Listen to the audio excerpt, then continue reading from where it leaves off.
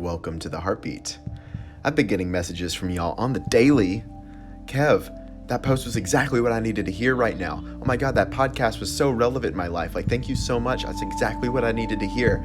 How did you know? And I didn't.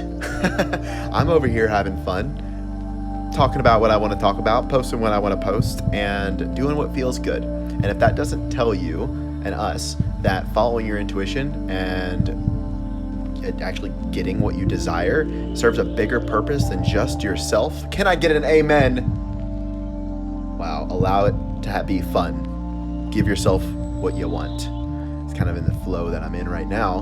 And just a quick update on some of my gut stuff for those of you who have been following, because you have asked me a lot of questions on it and been giving me tips, and I just so appreciate this community. You guys fucking rock. The test came back clear. So as far as Western medicine is concerned, my colon's just inflamed and they don't know why. So I'm going to Ayurveda, and I'm also doing some naturopath, but I also dove in deeper on the emotional, mental side of things of what am I holding on to? What am I scared to let go of? What am I holding back? And wow, that's been quite a journey this past week. And so it's only been a few days since I got the CT scan was clear, and it's been quantum leaps over here for sure. And you guys are going to start to see it coming this week. This episode releases on Monday, and you guys are going to get to see now. If you haven't looked at my Instagram yet, do it, because there's some new stuff, and I'm really not holding back anymore. I'm being my true self, and that's going to be my North Star for quite some time. And I'm really excited to be doing this in this way, especially in business for the first time in my life. Because a lot of, I think before I was following whether it was a workout program, I had to follow the gym's rules, or even with what I was doing before, it was like, okay, this is what everybody who's following me is asking for, so I got to show up in this way. Now I'm just like, this shit helped me, and this is fun as fuck to talk about, and I'm going to fucking talk about it. And that level of freedom helped me out a lot. But how I got to that point was actually what we're talking about in today's episode with Stefanos, shadow work. We talk about what does that even mean, why it's important, and the world seems to be going through a micro and macro shadow right now where everything's being put in the spotlight, and the benefits of what comes out on the other side of that. We also talk about the negatives and what happens if you continue to run from the side of yourself that you don't like, or looking at things about yourself that you don't like, and how this is actually the path to freedom and healing. So we had an amazing conversation, and he is a very woke, powerful relationship coach, just overall person. Definitely go check him out. All of his details are going to be below in the show notes, but I really love this conversation because of how raw it got and how real it got. And if you're somebody who's wanting to dive into shadow work, that's more of what I'm opening up and doing. So either reach out to Stefanos because he mentions some resources that he has, or you can check out some resources that I have. Go to dark72.com. That is the good that I just came out with. So if you guys want to check that out, it's completely free.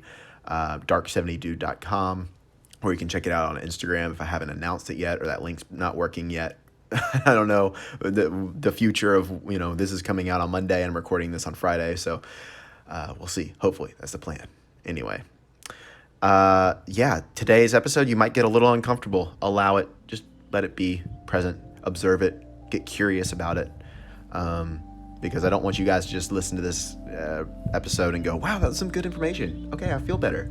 I've mentioned recently about that being a one-night stand with transformation. She wants you to be committed to her.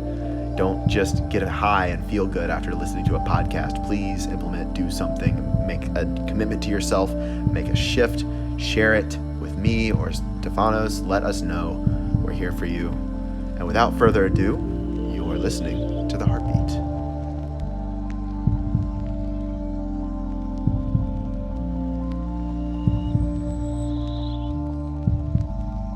So what's on your heart to talk about today? Brother, it's your show, it's your audience, Yeah, but what's on your heart? Man, What's been coming up for you? brother, the state of the world, it's interesting place to be right now. It really is. Mm-hmm. That's for sure. An interesting time in human history.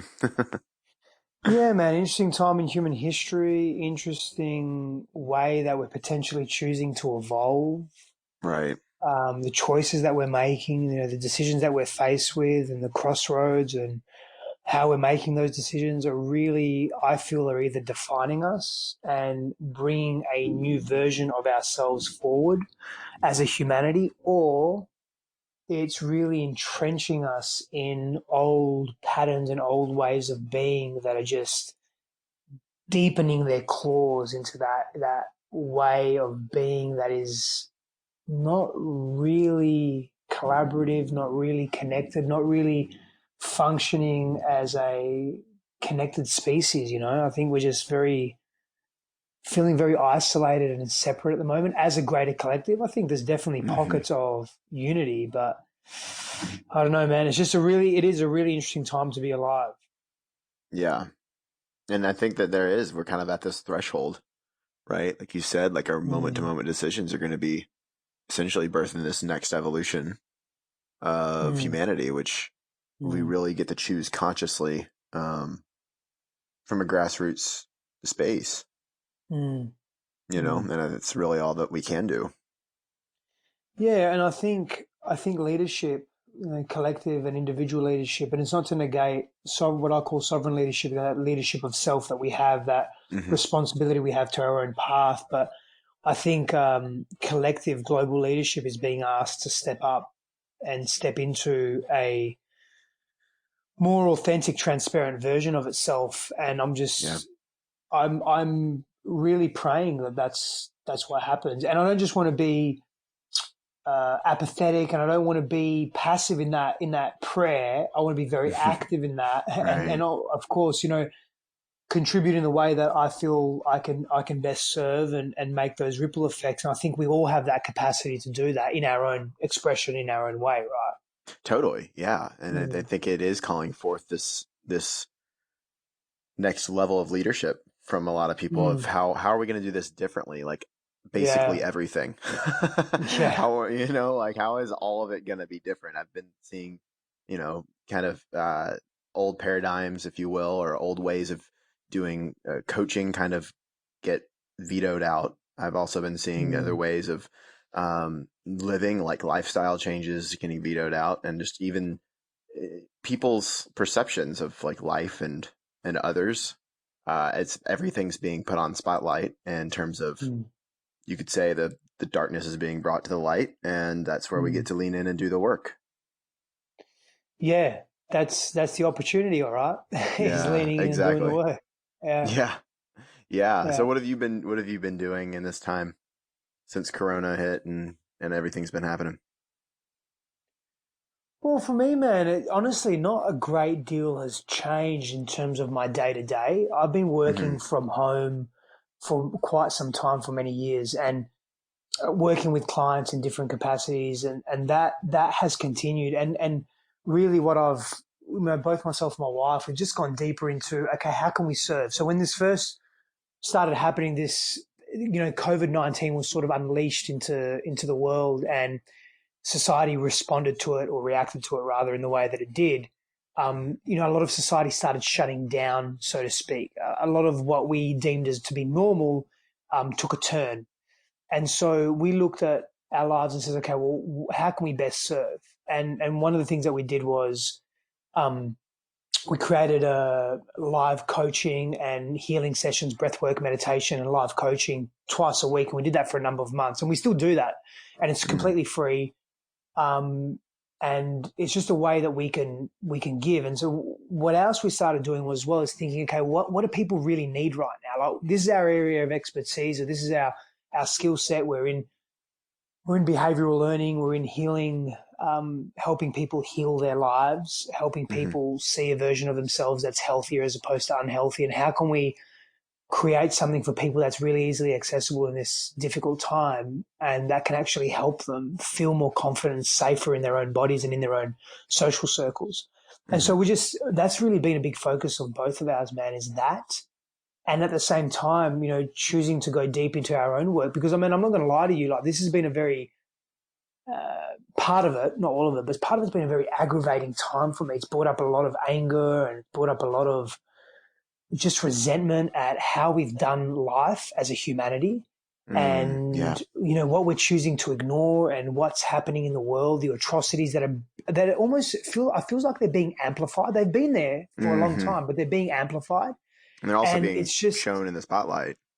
Yeah, that's right. Yeah, Yeah. that's exactly right. And so I'm working on that stuff, and I see that as an opportunity. Okay, well, I just get to work through my shit a little deeper, Hmm. which is good.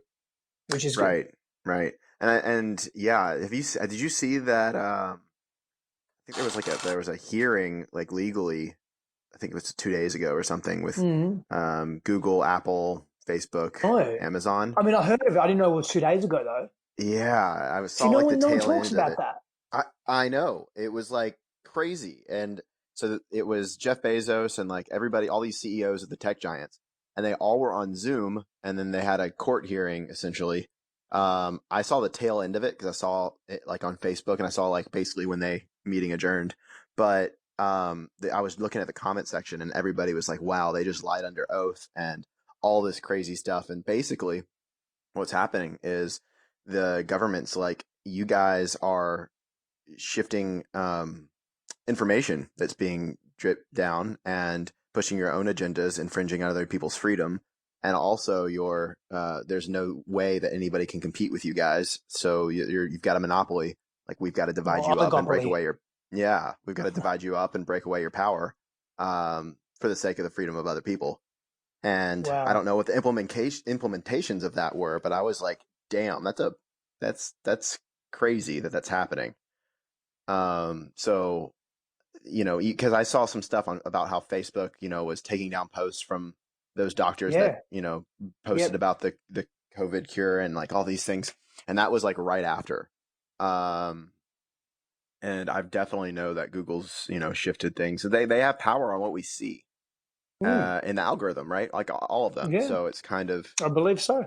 yeah, and I've even noticed, I just started a nonprofit recently, and anytime Awesome. I use the word nonprofit in a Facebook post, not many people see it. Really? Yeah, Huh. and versus if I were to just not use nonprofit, that Huh. word, and it's just an observation. I mean, it's not like significantly different, but it's probably about I only get I would say probably 60-50% of what I normally get uh, engagement wise. And I just think that's pretty interesting. Hmm. Yeah. Really interesting. Yeah. Also, some weird shit happened today. My friend was telling me about, like, literally, we were just outside talking, and he told me about this new T-shirt brand that he was, geeking about, and just showed me on his phone and read a description of one of the shirts Hmm. because it was like this really Yep. cool psychedelic I type know of where you're going with art. this. Yeah, yeah. And I shit you not even 30 seconds later, I look at Facebook and there's an ad for that exactly what's in his cart. The three shirts that are in his cart, there was a carousel of those Oh, three shirts, and he didn't mention the brand name or anything. And I'm like, dude, holy shit. uh, Yeah. All he did was read the description of the shirt. And so, that's not even talked about like in Facebook ads. There's not something that says, yes, activate voice activation for targeting ads. Like that's not even a thing. So there's just a lot going on behind the scenes, especially with the tech giants and the leadership there. That's kind of influencing the public opinion. Like you were saying, everybody's kind of uh, got this anger and all this other stuff. Like, yeah. a lot of anger, man. A lot of anger in the world. But in saying that, like we're talking about this disparity that's happening in the world, and there is a lot of goodness. There's a lot of healthy Totally. people, yeah, doing amazing things, Mm-hmm. bringing more awareness to the unraveling of the human psyche, collective and individual. And I really, and this is hard for me, man, in my own personal journey. It's Mm-hmm. hard for me to have compassion for, not for people in general, that's actually not too hard, but people that are really doing horrific things and Yeah. taking advantage of people that are in a position less than them, whether it's financial, whether it's physical, emotional, whatever it may be. So really taking Mm-hmm. advantage of people. Mm-hmm. I struggle to have compassion for those people. I can intellectualize it. I get it. Mm-hmm. Hurt people, but in my body, sometimes I really struggle with that. Not all the time, but sometimes. And Well, I that's, think that's healthy. Well, yeah, it That's is healthy because it helps us understand what we want to gravitate towards and not. And right. there's a point where I think the next stage of human evolution is, and this is coming from a very violent background, man, like a very violent Uh, background from a kid to a young adult. So I've yeah. been in those situations where I just don't know if that level of animosity is going to serve us anymore. And I think we have to step into deeper levels of compassion and empathy for each other, particularly those that we struggle to have empathy and compassion for. Right.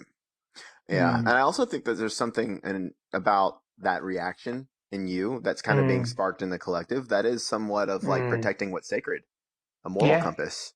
yeah, And I think that you can still have compassion and still be angry towards somebody at the same time. I don't think it's one or the other. If, yeah, I agree. you know, I agree. yeah, I just put a post up. I mean, I've put this post up before. Like you can be both. You can be yeah, the Buddha and you can be a warrior. Absolutely, you can. And I just think at some point, it's not that we have to choose that the nature of the Buddha more often. It's that we have hmm, to choose it at the right times. oh, That's yeah, that's the critical point. We have to choose it at a critical point where it's most needed. hmm, And again, how do you discern with when are you the warrior or when are you the Buddha? Well, that comes down to individual evolution, and that requires attention, introspection, exploring the shadow self, exploring one's own unconscious wounds, childhood wounds, going into one's healing. That's the power there. like really doing the inner work to have that Yeah, discernment on like what's needed of yeah, me right now. Yeah. yeah, yeah. How did you get to that place? Because I know you mentioned a little bit from your past. You kind of grew up in a violent environment. To I guess your path has been a lot of compassion and kind of centering in that. Yeah, to some extent, Yeah. yeah. Well, talk more on that. Like, what has been your journey, but then also specifically like in 2020, what's been the work? What's Mm. the work for you? I think the work for me in 2020 specifically has been less judgment upon myself and less judgment upon Mm, others. mm, And I really started unraveling that specific lesson a couple of years ago, where I was mm, doing some deep work on myself. I was in this journey, this program with a couple. It was a psychosomatic, sexual somatic healing. mm, It was a 4-month container, and really was just unpacking and unraveling a lot of myself. And in one of the revelations I had was around judgment, how harshly I've been judging myself and being critical of myself, and how I was projecting that onto others in order to protect myself. And that's when mm, I've really started undoing that. But really, for yeah. me, my journey over the years has been less about forgiveness and more about feeling those unfelt feelings that needed to be felt at the time of particular experiences, such as experiencing physical abuse or emotional abuse or put downs or rejection at a very young age, that I suppressed because I was too scared to go into, or they were just too big feelings for a little kid to experience. So it's really been Mm, going deep into those places. And, I've spent years doing that. And, to be very clear, the vast majority of that has, I've really filtered that out in a healthy mm, way, but there's still remnants of it. I think, we are presented with circumstances that will trigger aspects of ourselves that still need healing. And if I'm in that place, can I meet that with non-judgment? Do I have to be critical and say, oh, well, I'm not good enough because I've still got more learning or growth to go? I think that's a very egoic place to be. And that's for me personally. And it's like, well, let me take a step back and let me mm, actually look at my life and say, I'm human and it's okay to falter. It's okay to be in pain. It's okay to be critical. It's okay to still be learning. What choice do I want to make based on, hey, it's okay. Let me still take action though. mm, right. And I guess, and in that kind of diving into your emotions, talk more on that because I know that there's definitely a lot of people that either shun away from their emotions and like just kind of think very logically, or Mm. they they may not know that they've suppressed emotions. Like, how do you know? I think we look at the patterns in our lives, right? If we're experiencing very similar circumstances or situations with similar types of people, and it's very unpleasant and uncomfortable and undesirable, I think that's telling us something about the choices that we're making and the feelings that we're either feeling or not feeling.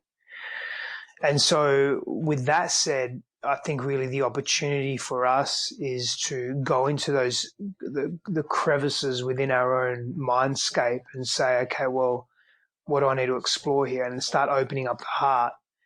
And for me, it was a lot of repressed anger. But the paradox was that I was a very angry person, and I was very short-tempered and frustrated and agitated consistently. However, they were secondary emotions, really masking a deeper level of sadness and fear and rage, actually, that I wasn't expressing because they were too overwhelming. I didn't feel that I could do it. Unconsciously, I didn't feel I could cope with it. I didn't feel I could hold those big emotions.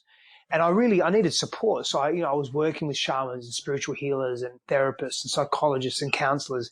And I did a lot of inner work myself in solitude. And being in solitude was very liberating for me because it gave me a direct connection to capability, self-reliance, and confidence to deal with these very big things, big emotions, big thoughts, big memories as well, like memories of abuse and so forth. So dealing with that was a necessity. Yeah.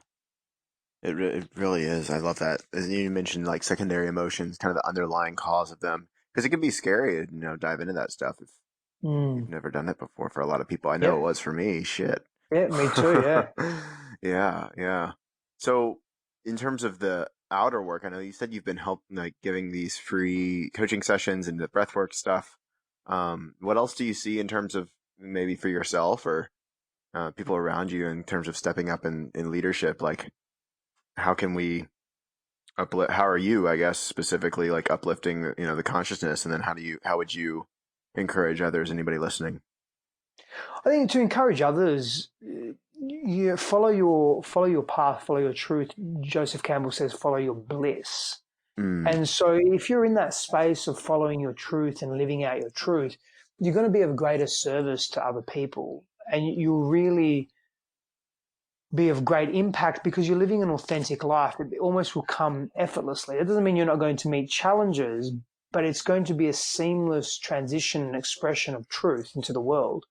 For me, it's helping people realize that they needn't be dictated to by their past wounding or their past pain, and creating a safe space and environment for them to discover that for themselves, empower them to do so, provide them with tools and techniques, and also confidence, help them with their own innate confidence to tap into that and take them on a journey of self-discovery. I do that for individuals. I do that for couples. I do that for large groups of people, in person, virtually, etc.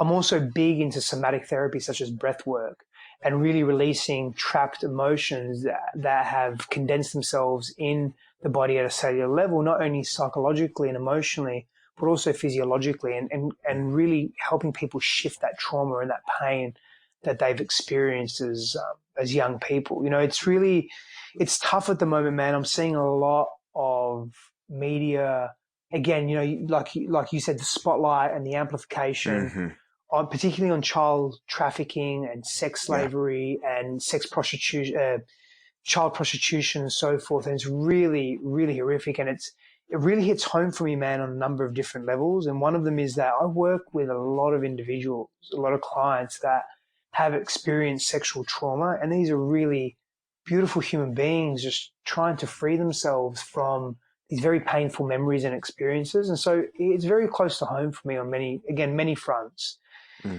And so that's the work that I'm doing in the world, and really doing my best to get that message to as many people as possible that they're not alone.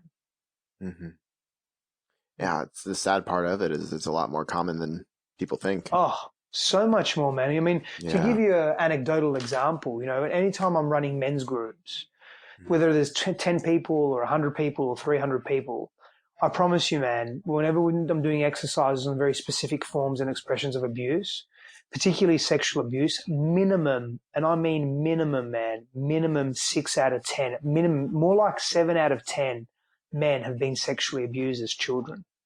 But that's anecdotal, right? These aren't formal studies.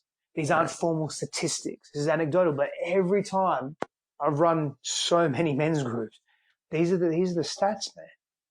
Mm-hmm. That's wild. It is, and And it's it's even something more that, for women. yeah. And it's something that I feel like, what do you feel is the root of the, like, why? It's a fucking great question, man. It is a great question. I mean, I'll speak generically and I'll speak a little specifically. So, Cool.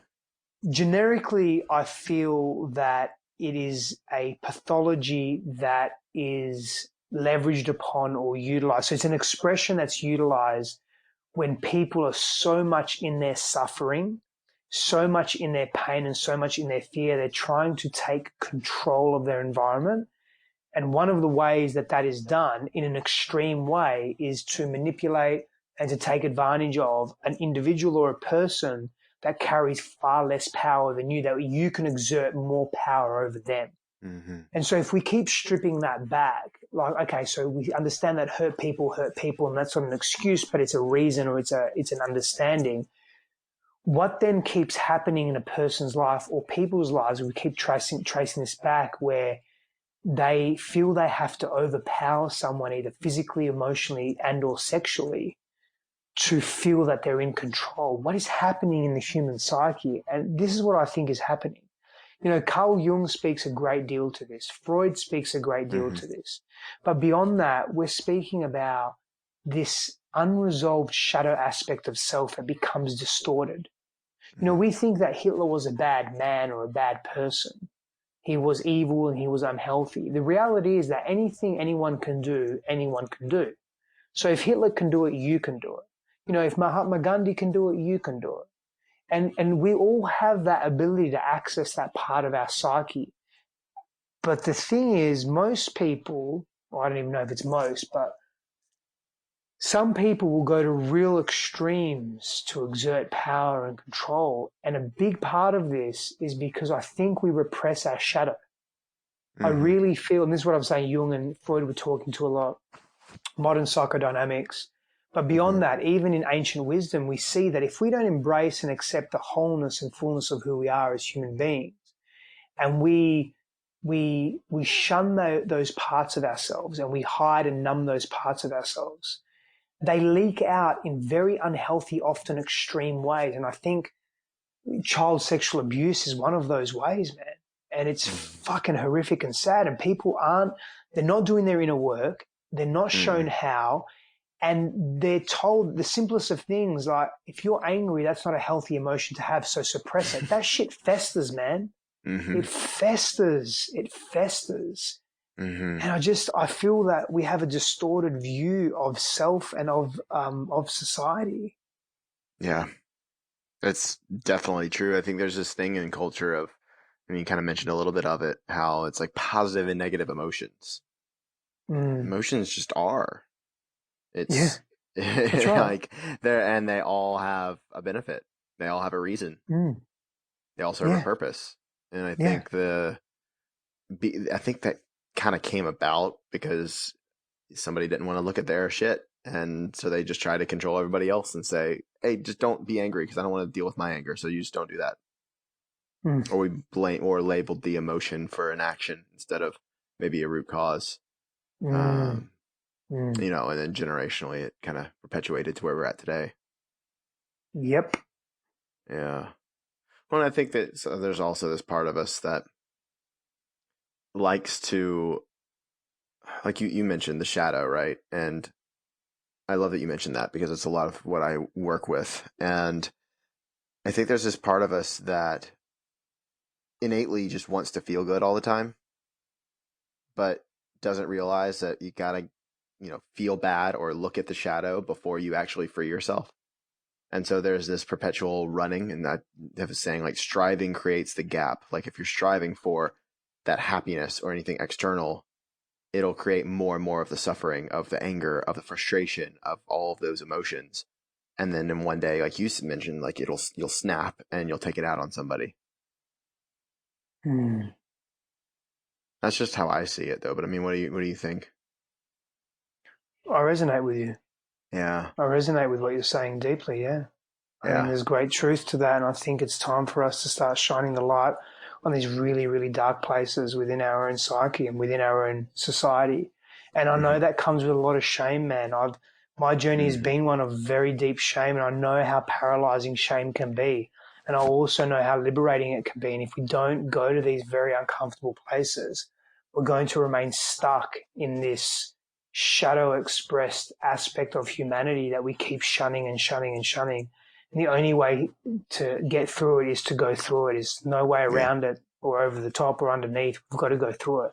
And that's going to get messy. And the way that we remain in the messiness is by embracing it and meeting it with some level of compassion and non-judgment. That doesn't Hmm. mean we're not going to be fierce and resilient. Doesn't mean that we're not going to be warrior-like, but there's going to be times when there's got to be a softness with that. And there's going to be times when we've got to fucking fight and fight really hard. Hmm. And then internal. Yeah. Yeah. Yeah. And maybe Hmm. even external too, Kevin. Maybe even external That's too, very man. true. Yeah. Yeah. Well, I feel it's happening, but we can't Yeah. go external where we haven't gone internal, I feel. I agree. And if we do go external when we haven't gone internal, it turns into a shit show massively. Yeah.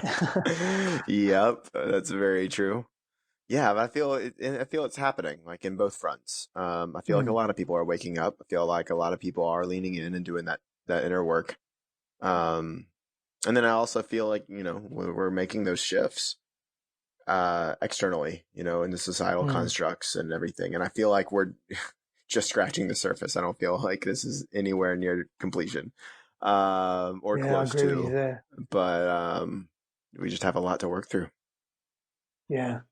Hmm. Yeah. And I think that's the overwhelming piece. I think that's why, I mean, it's been true in my life. I'll just speak for myself. Yeah. The reasons why I really didn't look at my stuff like at a deep level, because I was looking at my stuff, but not at a deep level that I needed to go to because it was too overwhelming. I didn't have the Mm. tools. I didn't have the support. I didn't know what to do. I couldn't be fucked. I was not lazy.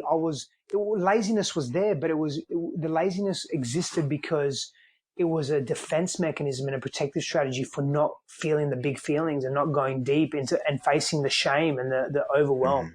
And the reality is the only way I went there was because I hit rock bottom multiple times where honestly, I didn't feel I had a choice. Like it was either death or make some changes. And I was ready to die, but I wasn't ready to die like that. And Mm. until I really feel people get to that point, I think that's where we are at the collective consciousness. Until people get to that point where they're really willing, they're just not going to go there. Hmm. Yeah, and I think, if you look at when people wake up, when people actually face their shit in the shadow, it usually happens from a really insane breakup or a near death experience, or, it gets to this point where it just becomes so unbearable that you're like, okay, why is this happening? Or what's the point of life? And then you start actually leaning in.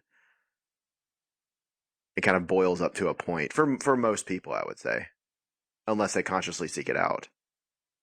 Yeah, yeah. I mean, and that's an interesting question. What does it take um, for people to consciously seek it out? Hmm. I think frustration in terms of Mm, like maybe impatience, keep hitting the same wall, repeating patterns, um, maybe anger towards self, or just mm, simply a strong desire to not live the life that somebody's living. Really hit the reset button. I mean, I know that's what it was for me. yeah.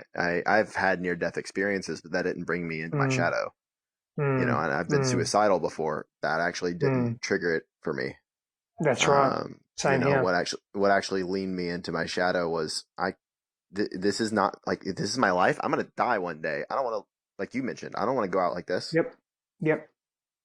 And I think waking up to the fact that you're gonna die is the best Mm, realization that you can. It's a scary thought, which, but once you kind of like are able to sit with it and actually take that in, there's so much of the work there that you can set yourself free and mm, create the life that you want. mm. Hmm. Yeah. I mean, would you agree in terms of the seeking it Yes. out? Yeah, Very much so. Yeah. yeah, yeah. Because Yeah. it's an interesting concept. And then what do you? Because this is another thing. Talking on shadow, some people stay there. I know I have before. Yep. So have I. It's Um, comfortable. It's familiar. Mm-hmm. It's How not did how accountable. would right? How would you pull? How did you pull yourself out of it? I guess. I stayed in there. That's a paradox. I sunk Uh, into it. I leaned in and I stayed yeah. there. And the more I stayed in there with deliberately, the more it shifted and the more I was Mm. able to see it separate from other aspects of myself. I was able to make distinguishing distinguishing understanding of, oh, okay, so this is a part of me, but it doesn't have to be all of that which I am. That was empowering Mm. for me to realize that. Yeah. It's a side of you, not all of you. Correct. Mm-hmm. That's wild.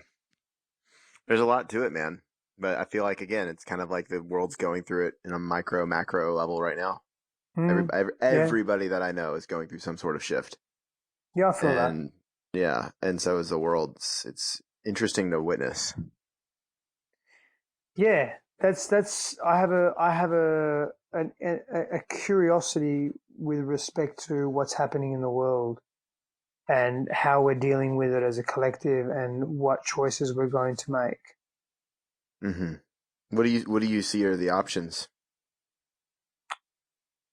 To be honest, the options that I see are the options that I experienced in some of my greatest turning points and transition points is that as a society, we either commit mass self-genocide, suicide, mass Mm-hmm. self-suicide, suicide. We either end up in a mental asylum, all of us, so we all lose our fucking minds, or we get through this and we get through it in such a way that allows us to inspire the following generations and allows us to teach and impart wisdom and learn from the choices that we've once made, even generations previous to us. Mm-hmm. I think there are options, man. I really do. I think we either destroy this planet or we contribute to the way this planet functions and flourishes. And we start giving a damn about the Earth's caring and carrying capacity. We're definitely at that mark. Yeah, I think Mm-hmm. we're at that juxta point right now. It's Yeah. we're going to make that choice. Yeah. Mm-hmm. And I think there's definitely strides being made, especially in earth conservation and stuff like that. But Mm. I think I know a lot. Even did research on some of that stuff, and it's like using paper plates instead of plastic, but they're delivered in plastic wrapping and like all this, We've created sideways a stuff rod that for you're our like, own what? back. What? Yeah. So I Yeah. feel it again. It's like there really does need, and I was actually making a post on this today of like we can't just change the old. I really feel like it's just like Mm-mm. let's just create the new. Like not even looking at the old model. Just what the Mm. fuck do we want? What's true? Yeah. What's the best for everybody? Create that. And so Well, the that's issue is that not everyone wants that. Not everyone wants what's the oh best for totally everybody. Yeah. obviously You're talking yeah. about social equity, and you're talking about, maybe, for example, the resource-based economy, Mm-hmm. where we're looking at maximizing access to resources for every single living being on this planet. The reality is that that doesn't adhere to a current socioeconomic model of capitalism, and it doesn't adhere to the interests of certain groups that carry a great deal of influence and power. And that's Right. not conspiracy theory. This is Facts. Yeah. it's facts, man. We're products of our society. It's corruption. It's greed. It's Mm-hmm. that in its extreme expression. So yeah, we're definitely at a crossroads, my man. That's for sure. Mm-hmm. Yeah, I That's mean, for given sure. that the world economy doesn't bottom out and tank, and we have to restart a new system, which Mm. has definitely even been talked about, Yeah, that I feel like that could even be a possibility as well. But who's it's a to say that possibility. system wouldn't be? Yeah, there's infinite possibilities. Yeah. But yeah, no, I see what you mean though. Like hitting if we were to change things without having that like zero out of the economy, it'd Mm. be really hard because of the powers that be and the Yeah. people that just have money Yeah. straight up. Yeah, and the systems that are currently entrenched and governing the way we do life. Hmm. Right. Well, I mean, even like the tech giant interview that I was talking about earlier, Mm, kind of like having that being dismantled, I think is a somewhat of a good sign. How much that's going to be implemented and to what extent, you know, I think that it will play a big matter in things and how they turn yeah. out. Yeah, that's something I'm really interested to see unravel, man. Is that, Hmm. I mean, again, why isn't that making? Not that I watch mainstream media, so I'm being a little hypocritical here, but I really don't watch mainstream media. Here and Yeah. there, I may get a snippet on my computer of something, right? But I don't put the TV on and watch mainstream media. But I'm wondering, did that make big news? No. Hmm.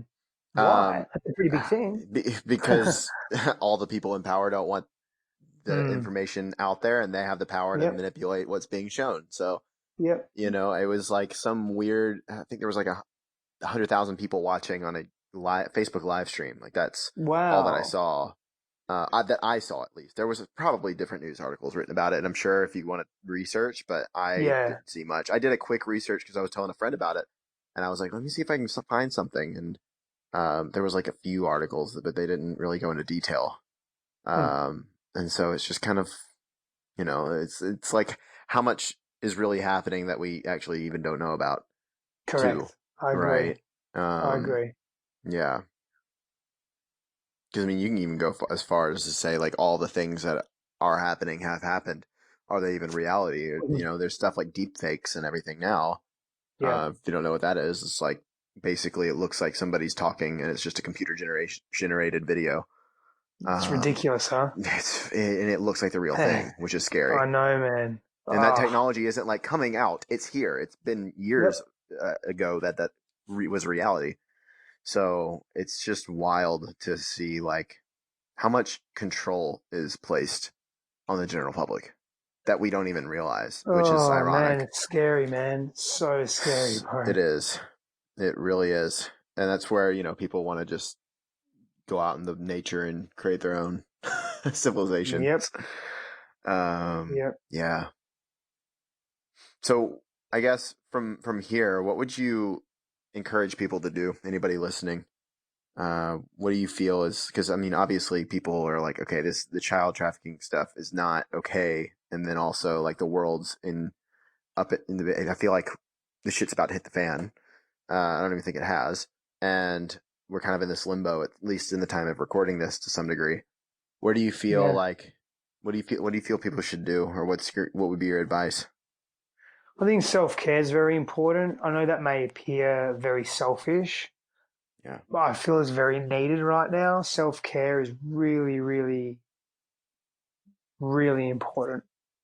And what that looks like is not only looking after your own physical being, nutrition, sleep, health principles, but also your psyche, doing your inner work, and then choosing how can I contribute to not the whole world, because 7.6 billion people is a lot for the brain to fathom. Just your immediate peer group, your immediate circle of friends, your community. How Hmm. can you contribute in a meaningful way that adds value?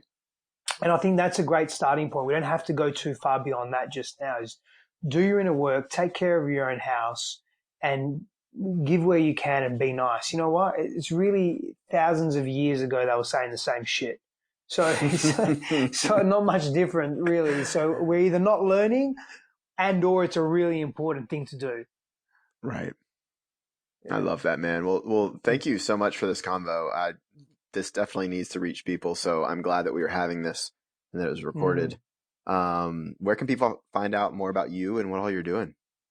Of course, man. Thank you for that. And I appreciate being here as well. And I'm glad we made the time to do this, Kev. Yeah, man. Growwithsteph.com, STEF. So growwithsteph.com. There's a heap of information there, some free stuff there as well that will just help you maybe start finding your track, your journey in life, help give you some insight into your inner workings of your mind and your body, your emotions, your relationships. Yeah, that's where people can find me. And social media at Stefanos Fandos. I love it, man. Thank you so much. I appreciate it. I appreciate you too, brother. Thank you. Of course. For everybody tuning in, all of his links will be down below in the show notes. And as always, put some heart into everything that you do today.